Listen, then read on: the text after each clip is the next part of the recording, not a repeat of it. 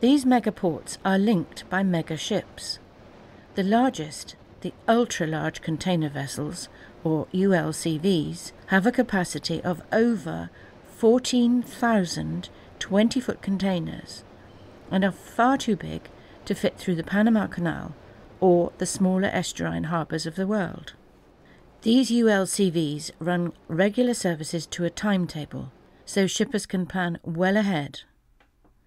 Those from Asia to Europe may well use the Suez Canal, so entering Europe in the Mediterranean.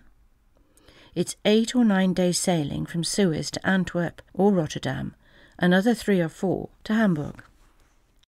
Because of this, 2 ports in the Mediterranean Adriatic have grown to support an alternative to the long way round. The first is the Italian port of Gioia Tauro, on the toe of Italy just above Sicily. From here, containers can be trucked or railed to the European heartland. The port has excellent rail connections. Gioia Tauro is ranked 5th in Europe, just behind Bremerhaven, but ahead of Felixstowe and Le Havre. The other port, this time on the Adriatic, is Koper, which is not in the top 10 yet, but growing rapidly. A container travelling this way will be in Duisburg 4 or 5 days sooner than one taking the sea route through the Bay of Biscay and a rail shuttle or a barge to the German inland port.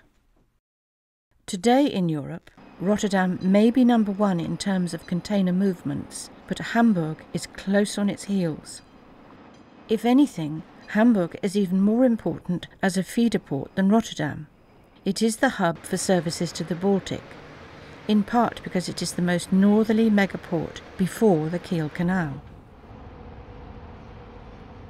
There is less inland waterway competition for the railways at Hamburg than in Rotterdam, so the railway's market share of onward container transport is considerably higher, about double that of Rotterdam in fact. The other reason for the rail operator's large market share at Hamburg is the quality and quantity of the downstream infrastructure, container terminals, marshalling yards and terminals at the receiving end of the chain. The longer distances, compared with Rotterdam, that the average container has to travel helps, as does the German electronic road toll system applied to trucks. The fastest growing container port in northern Europe is Bremerhaven, the deep sea port of Bremen. It also has an astonishing near 50% rail market share for container imports-exports.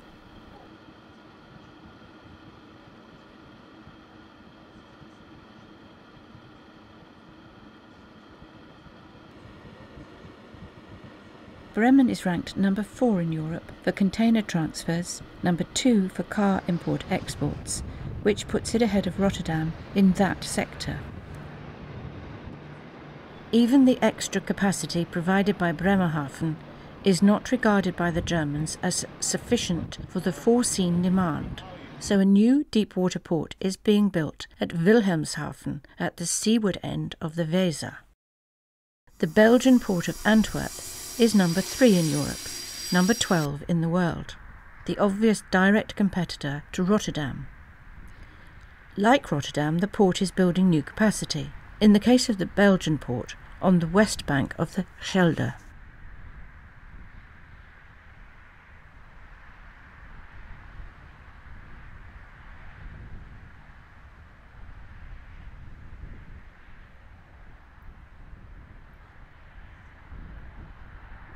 Felixstowe on the Suffolk English coast is not a competitor for these megaports. Its hinterland is domestic. The UK is large enough in market terms, and Felixstowe in facilities, to handle the ULCVs. However, it tends to be just one stopping point on the worldwide container shipping line schedule. Of the 4 weekly sailings from Singapore by COSCO, for instance, just 2 call at Felixstowe.